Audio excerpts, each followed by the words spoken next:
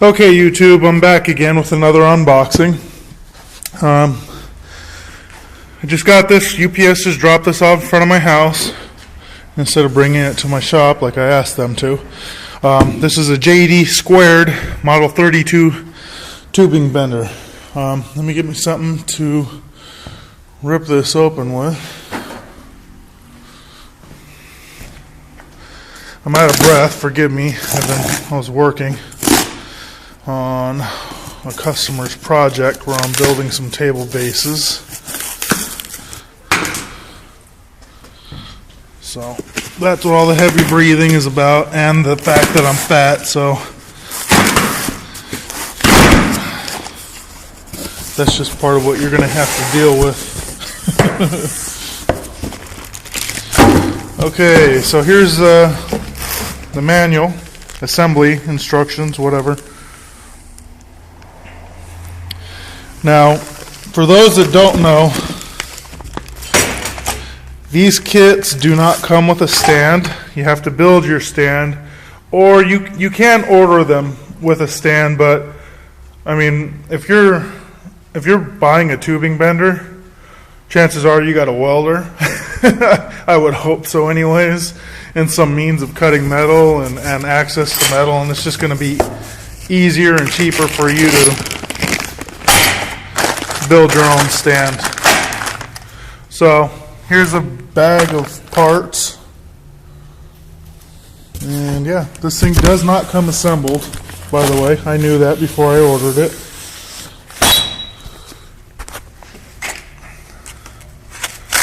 I am not going to assemble it in this video. I'm probably not even going to do an assembly video, to be perfectly honest with you. I might. I'm not going to put this together for a couple of days, though. I've got some other things I need to address first. So these are the pins. Very, very good quality pins. Jesus Christ, this thing is huge. Wish my penis was that big. Anyways, I'm going to measure that real quick. We're talking about 1.25 inches solid. I believe these are chromoly, if I'm correct, but don't quote me on that. I don't know for sure. These are some of the bolts. I'm not going to open that. I'm going to get to this bender. I have no idea what that is, so I'm going to open it. Hopefully I don't lose it. Set this up here. I don't know if you guys can see what's going on here. I needed 2 hands. Some sort of bracket. I don't know. I guess I'll figure it out later. I'm not sure if you saw that, so anyways, again, some sort of bracket. I'll open up the instructions later, figure out what all these pieces are. Here's obviously, this is the manual bender. I didn't buy the hydraulic one because I'm cheap like that. I will eventually get an over hydraulic setup because I do plan on using this to build roll cages and rock sliders and do some fabrication work with it. I mean, this thing is impressive as far as how it's built. I'm not disappointed at all. This is some very, very thick metal. Forgive my crude measuring device, but I don't feel like looking for any measuring tapes. It's bad enough I can't even hold on to it. That's 1/2 inch. 1/2 inch plate right there. I don't know if this was powder coated. It appears to be.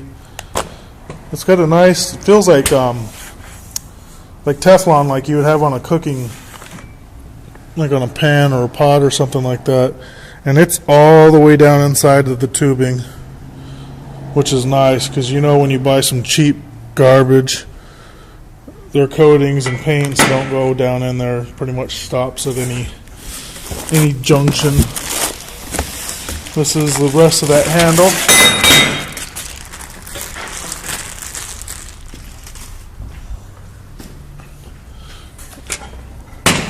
So, and that would just slide right in there. I'm assuming there's going to be a bolt or a pin or something that will go there.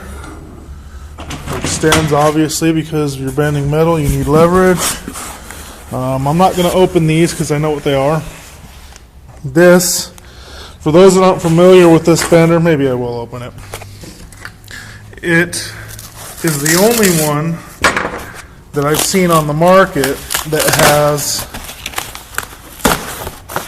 I don't know what the technical term is according to JD squared, but you have one of these that spin,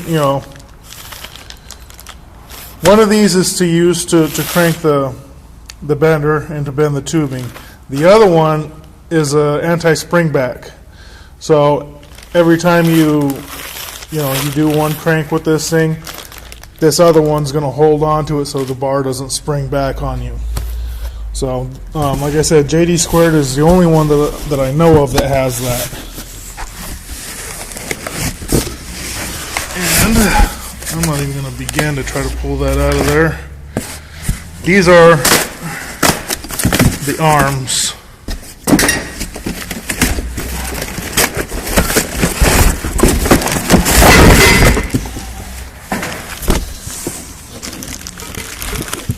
Sorry about getting you guys all dizzy here. But I need two hands, so.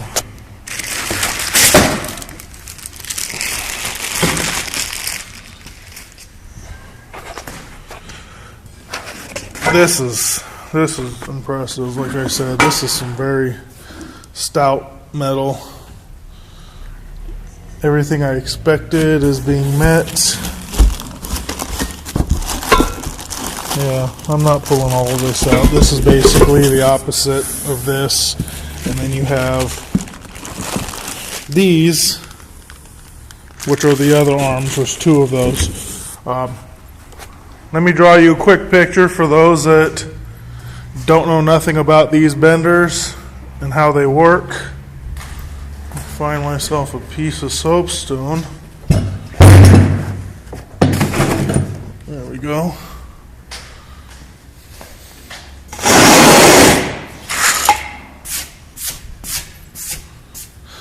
Okay, so this is a top view of it. You're going to have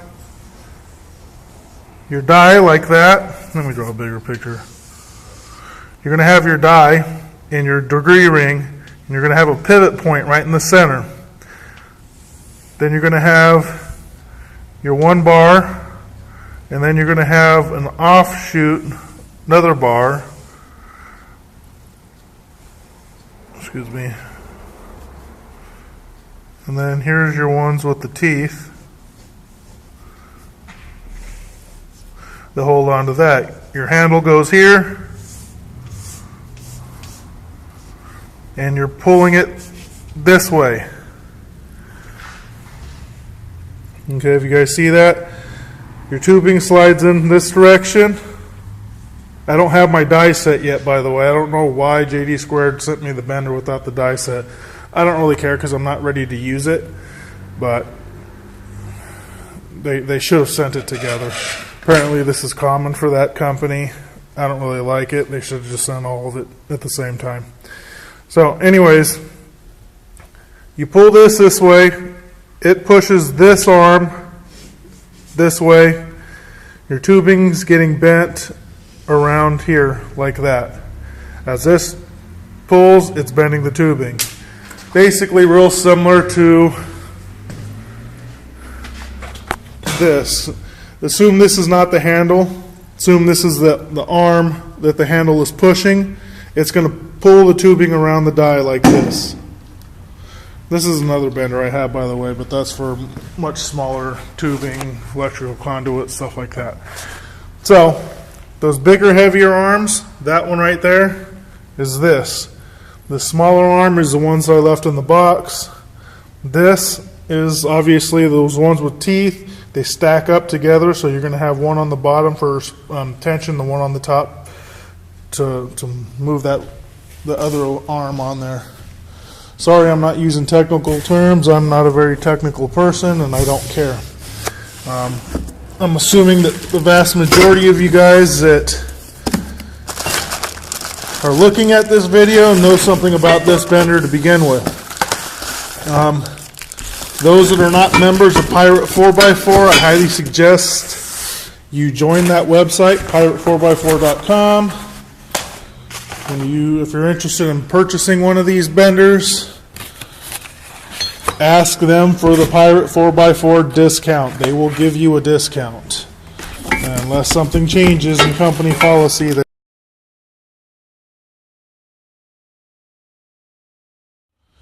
Okay, sorry about that. I had to splice this video together. Apparently I ran out of memory on my phone. So anyways,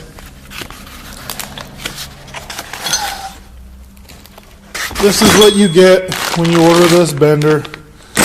Again, what I was trying to tell you guys is if you're not a Pirate 4x4 member, become one. And ask them for the discount. There's a lot of vendors, if you guys are into off-roading, tool vendors and stuff and whatnot, that are part of Pirate 4x4 on the vendor list. And many of them do offer discounts for us, even if it's like, 10%. Hey, when you're ordering something that is a few $100s or even thousands, depending on what you're buying, 10% adds up best. So here's a degree ring. Really like it. Nice, very easy to read. Can't go wrong with that. That basically bolts onto the bottom of one of those big arms. So I'm going to just set that here. Open up this assembly book. So you can see on here, this is the air over hydraulic setup. You'll take the handle off here. You can see that, how that's all set up. You'll take the handle and these arms off, and you'll put the air over hydraulic ram in there. I don't have that. Some of these guys are using a company called Swag Off-Road. What they're doing is they're using a Harbor Freight air over hydraulic ram that's like $170. You could probably get it cheaper with the 20% coupons. And they're using those for the air over hydraulic versus these because this is a lot more expensive. Now I do want to show you something. I'm going to draw you another picture here. A lot of people are using those, but they're not designed properly. And let me show you why. Okay, so now we've got the die, we've got the big arm, we've got the smaller arm. Okay, there's a bolt right here, and then there's a bolt here. The JD2 air over hydraulic, they have the ram runs center of that bolt and attaches center of this bolt. Okay, the reason why it does that is because the load needs to be centered. The problem with the Swag Off-Road, and like I said, it works, but you're gonna run into problems later with it, is this. Instead of being centered, this end is centered, and then the ram comes off to the side.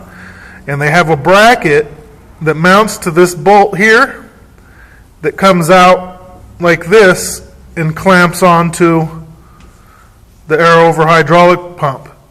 Okay, so the problem with this is the attachment point. Okay, all the load is going to be put right here.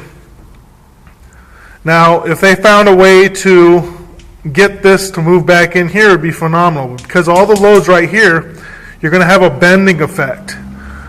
Okay, this is the shaft of the ram. You're going to have a bending effect, and it's going to look for the weakest point because the leverage is all right here. It's going to look for the weakest point, and what I'm hearing from others is you're wearing out your seal on this side of the ram, and it's making it very, very difficult to put the ram, to collapse the ram once once that side load is on there. Eventually it's probably going to cause some issues here, but this is the weakest point, this seal inside of here. So now granted, if you're doing a lot of bending, I'm going to retract that, what I was going to say there. If you're doing a lot of bending, you're making money with this thing, and you should buy a proper setup. That's it. Don't go after if you use the Harbor Freight, and I might do that, I'm not going to use this type of setup. What I'm going to probably do is figure out how to mount this thing vertical so that the ram mount is mounted here at the end of the ram versus to this right here. So, and I'll talk about that later once I get this thing all set up.